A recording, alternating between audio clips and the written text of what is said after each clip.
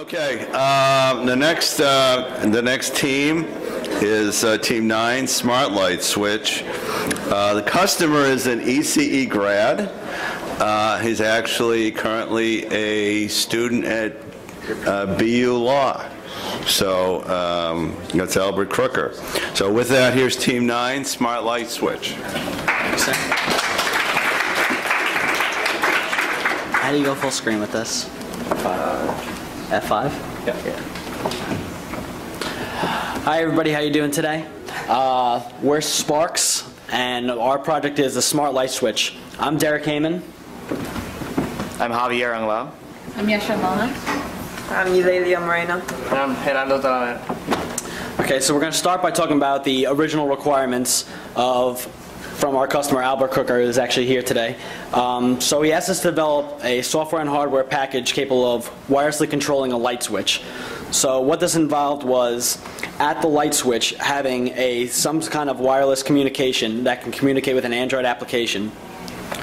So specifically, he wanted us to develop for the Android operating system Froyo, it's 2.2, and to run on the Nook color. The physical toggle switch also has to be a physical switch in conjunction with the wireless switching of the thing, so it acts as a three-way switch, whereas if you were to switch the light with the physical switch and then switch the light based from the light, it would switch off. It wouldn't be just on and off on both sides. So the application has a few basic functionalities. It's able to detect multiple different switches and also rename the switches so that you're more able to easily detect. So instead of having the ID name of the light switch, you're going to have living room or bathroom or kitchen.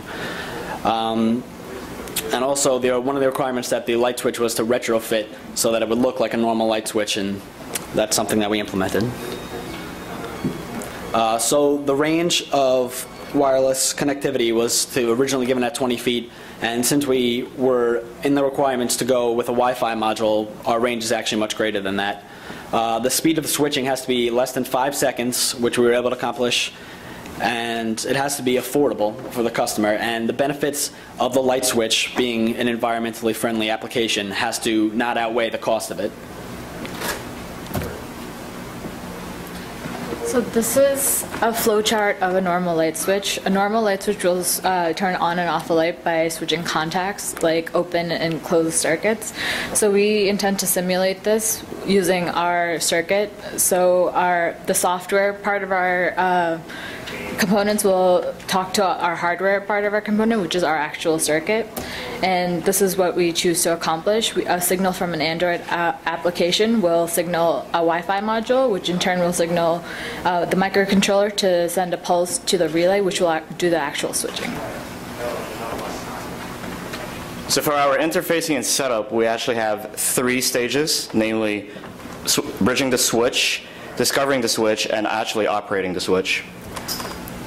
Switch bridging refers to having the switch automatically connect to a router of choice of the user. The problem is the switch cannot automatically connect to the router without having provided the SSID or the credentials and the WPA2 passkey. So our 3 solutions would be a wireless protected setup, a WPS. It's a relatively new technology introduced in 2007. Hard-coded credentials and programmable credentials. All these 3 are provided by default. So for WPS, it automatically associates any WPS-enabled device to any WPS-enabled router by simply clicking the button on the router. The WPS-enabled devices will be on standby mode, and upon clicking the WPS button on the router, it would send its credential via AE key encryption. So it's actually a secure method of actually transmitting the information, the credentials. The pros of that will be it's easy to set up. There's no need to know the credential of the routers, but there actually is a security issue with that one. It has been hacked by hackers using brute force method, and it's pretty simple to do on a WPS-enabled router. And also, not all routers, previously routers, actually support WPS, so this could be an issue, and that's why we're providing 3 different methods for bridging the switches to a router. The second would be hard-coded. Each switch customer will be provided with their hard-coded credentials, so their own SSID and their own passkey, which they will just input. I mean, they could set that in their router, or they can just buy another router and set those credentials. So the pros of that, it will be secure. Your credentials will be hard-coded. However, you must reconfigure your router and reconfigure every device that was previously attached to that one. The programmable one would require, so it basically is going through the hardware, putting jumper cables, and programming it. It would require a lot of technical background in it, and you must also buy the PIC kit to actually program the switch. The challenges of this one, that's why we came up with these solutions, is because the ad hoc and wired connection in our Wi-Fi module is not supported simultaneously. That means we cannot, because our Wi-Fi module by default is wired to our microcontroller, and so we cannot open an ad hoc connection, which would, so our initial idea was to set up an interface which would communicate via ad hoc, and so we can actually set the WPA2 passkey and the SSID that way. The other one is the switch discovery.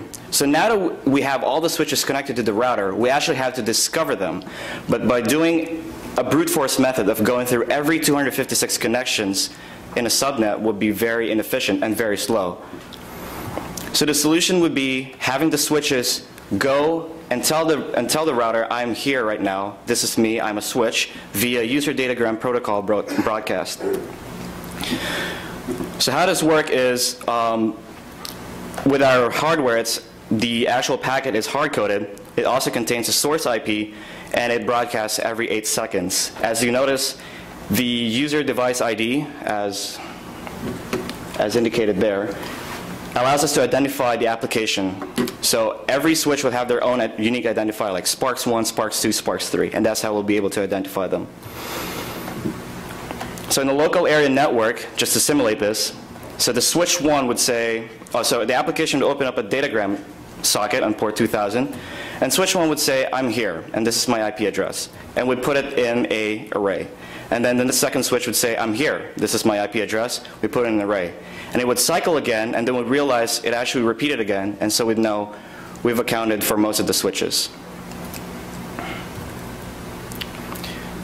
The challenge of these are, the contents in the hardware cannot be modified in the UDP packet.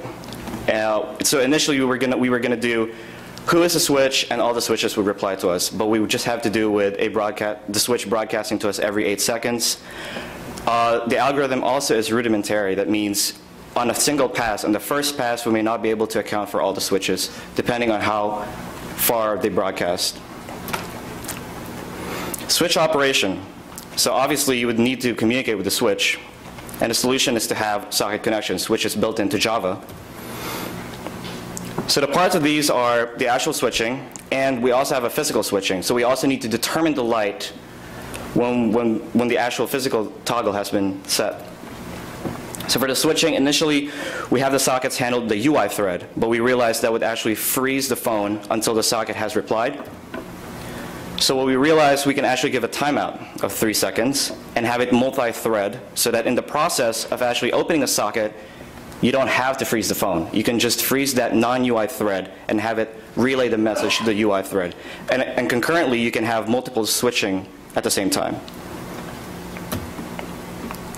For determining the actual state of the light, we initially thought of polling it. So every possibly 4 or 5 seconds, we would send out a signal like, what is your state? Reply to me.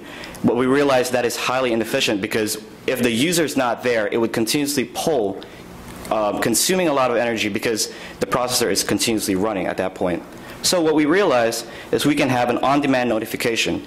It's an asynchronous way of telling the phone, I actually changed my toggle of the light. So when the physical switch toggles, the microcontroller detects the edge and sends the command on-off or command to the actual phone, and the phone will actually respond, all right, you actually changed the state of your light. Okay, so I'm going to talk a little bit about the firmware, which is pretty much the brains of our operation in the physical switch, in the smart light switch itself. So what that involves is the use of a microcontroller and a Wi-Fi module. So the microcontroller in question is the MSP430G2553. It's from Texas Instruments, and it comes in a DIP package. 20 pins, has plenty of GPIOs, and has a hardware UART that we use for communication with the Wi-Fi module. So the main function of the microcontroller is to interface and communicate with the Wi-Fi module, keep track of the state of the light from the output of the relay so that we can send information back to the user, and also to switch the state of the light when prompted from the Android application. So when I was really initially thinking about the design of the firmware, I wanted to consider low power consumption because that's a requirement of the customer. You don't want to have a light switch that's consuming more power and have this functionality and it takes away from the cause. So I was able to make all of my functionality interruptible after initial setup with the Wi-Fi module. So what that includes is the hardware UART is interruptible, so the microcontroller goes into a sleep state and wakes when it gets a message from the UART to toggle the state of light, and also wakes on a GPIO interrupt when the light switch is actually changed. So some pitfalls that I came across when I was programming the MSP was that the microcontroller also must keep track of the state of the relay since two separate pins are needed. The type of relay we use is a double coil, so there's two separate inputs to it, so I initially needed to know the original state of the relay so that I don't send the wrong pulse to switch the state of the relay. And something that I was able to do to that, when I initially set it up, I pulsed the relay in the down position so that I know, and I have a variable that keeps track of that. The other part of the firmware is the Wi-Fi module. We chose the Wi-Fi GSX, it's RN121 from Roving Networks. And like I said before, it's a two-wire UART interface with an onboard TCP IP stack. Something that we came across when we had to do a little bit of a hardware redesign. We initially chose a micro Wi-Fi module that didn't have the TCP IP software on board, and we came across some problems with the size of the stack compiling it for a microcontroller. So we found a different Wi-Fi module that actually had all the software implementation on it, and a simple ASIC command interface is used to communicate with the microcontroller and set settings. So the features of the module that were used were the TCP stack for basic client communication, server and client communication. The UDP packet as described before. So like Javi said, every 8 seconds I'll be sending out a broadcast during initial setup to say, I'm a switch, like here's my information to connect with me. That's for initial setup. And then the different security features that we tried to implement and we were able to implement was the Wi-Fi protected setup and the WPA2 with PSK. And all those features are built into the Wi-Fi module. Certain pitfalls that I came across when programming this Wi-Fi module was when changing the configuration settings of the Wi-Fi module, you must enter the command mode. And when you enter the command mode, you have to wait 250 milliseconds after that in order to send any more information to the Wi-Fi or any more information. And in addition, I also found out when most commands you send a new line character and a carrier return, but when you're entering command mode, you actually only send the ASIC command with no. It's important not to include the carrier return. So for a basic overview of our hardware, we have a microcontroller and Wi-Fi module interacting with the physical switch as well as our custom circuit, which is shown here, which is our printed circuit board. That's the Wi-Fi module. That's our microcontroller with the DIP packet pins. The reason we used or we implemented a PCB was because obviously it's a cleaner solution with connections, and we needed to keep a small footprint because of course this has to fit behind a light switch. The main difficulty of the hardware part of our project was to interface with AC main wiring, so 120 volts AC. And for this reason, we chose to keep DC and AC components separated. So on our PCB board, we only have DC components, which is the microcontroller, the Wi-Fi module, step-up relay step-up converter that we needed to use, and power MOSFETs for actual switching. And so, like we've said before, the hardware is basically the implementation of our simplest idea, which is a three-way switch system. So here's a generic block diagram of our circuit design. From the 120 volts, it follows down the red path through the AC-DC converter to power up all our components, including the step-up, Wi-Fi module, and microcontroller. The phone interacts with the circuit through the Wi-Fi and the microcontroller. So when triggered on the phone, it sends a signal to the microcontroller to impulse to change the state of the relay. And depending on the relay and the physical switch states, how it's connected, the 120 volt will follow the blue path and actually reach the light, turning it on, or there'll be an open circuit, meaning the light doesn't turn on. And between the relay and the light, we send that voltage to another AC-DC converter and send that to the microcontroller so that the user can see on the phone if the light's actually on or off. So again, we have our three-way switch functionality. This is achieved by interfacing the physical toggle switch on the wall with a a single pole double throw latching relay. Latching means that it retains its last state, no matter if you lose power or not, because the way it works is if you pulse it with a voltage for a finite amount of time. Basically, we worked it out pretty much like below human reaction time. So the advantages are, again, we have a finite timed pulse, so we don't need to spend too much power from the microcontroller doing that. In case of power loss, the relay will maintain its position, and a specific advantage of the relay that we chose was that it's double coil, meaning that a double coil relay as opposed to a one coil relay. One coil relay, you have to switch it with the same signal, but it has to be opposite polarity, as opposed to a double coil relay, which has 2 pins, so you can just send a voltage to either pin depending on which way you want the switch to act. And that was simpler simply because we have a microcontroller with enough outputs to make that easy in software implementations, as opposed to having to deal with hardware for the opposite polarity single coil relay. This is just a detailed example of how the three-way switch actually works. So on the top one, the physical switch is at state 1 and the relay is at switch 2. So there's an open circuit and the light doesn't turn on. If the user changes the state on the phone, the relay switches back up to state 1, so now we have a connection and the light turns on. And then you can change it by the toggle switch too, so the physical switch changes to state 2 and there's an open circuit, the light doesn't turn on. So switching either the phone or the toggle switch will change the state of the light.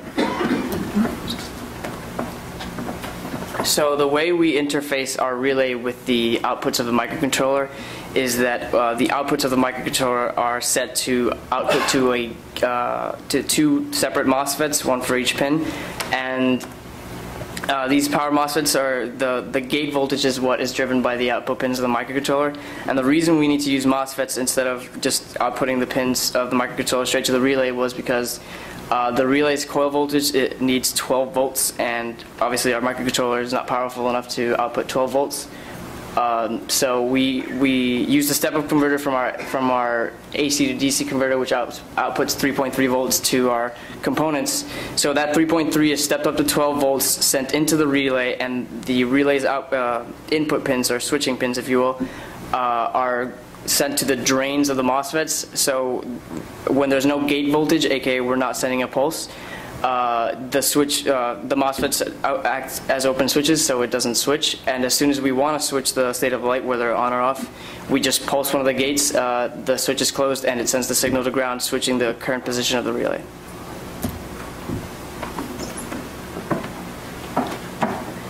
Just kind of go into more detail. Like you said, the relay requires 12 volts to be powered. You send the ground signal to one of the coils, and the relay state switches. So we're pretty much using MOSFETs as ideal switches.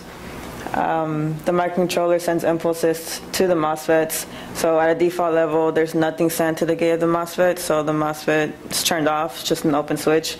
So the drain is connected to the coil, so there's just a floating 12 volts there, nothing happens to the state of the relay.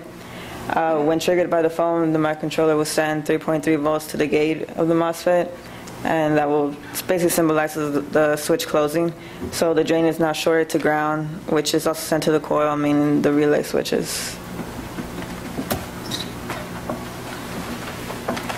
As we said, the PCB contains only the DC components. This was done for safety and for size. As the AC to DC converters are quite large, and so is the relay, we needed to conserve space, so we decided we would put them elsewhere in our circuit. And also, we didn't want to have like 120 volt traces like open to everyone, so in case like you touch it, it's not that great. So we decided we would just put our 3.3 volts input from the AC to DC converter, and like we would use headers to power everything, and we would output the 12 volts from the step up to the relay. So again, the nature of the project requires interfacing with 120 volts AC voltage from the house wiring to prevent potentially blowing out some components. As well as sizing constraints, we separated the AC powered components from the DC powered components. For safety reasons, we used fuses in connection with the AC to DC converter inputs from the 120 volts AC. Like I said before, the functionality of the latching relay, where we only need a finite pulse, acts as a failsafe. If any of the components fail and we can't pulse or we can't use the Android application, you still maintain the functionality of the physical toggle switch. You could just walk up and use it. It still works fine. And also for kind of aesthetics and also just to fit it in the light socket, we made a custom casing that is made from insulated material. The case was designed in SolidWorks, and it was printed using the 3D printer from the mechanical engineering department machine shop. And it's made of 3 components, the middle part of which contains all of our components, the PCB board on one side and all of the AC components on the other side.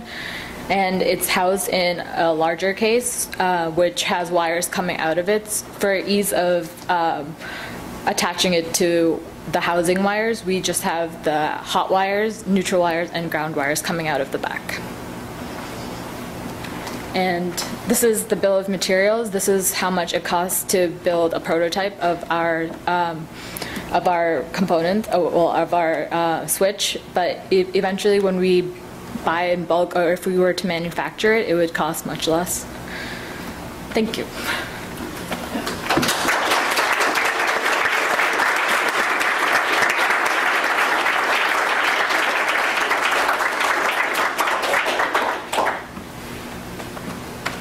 Professor Hornstein? A couple of questions. You made the point several times that you want to separate the AC from the DC for safety. But how are you going to switch AC if you always separate the AC from the DC? Well, the only separation is actually that the AC components weren't put on board because we didn't want to trace with 15 amps running through it because we would be handling it. We thought that might be dangerous. But the AC and DC components still interact.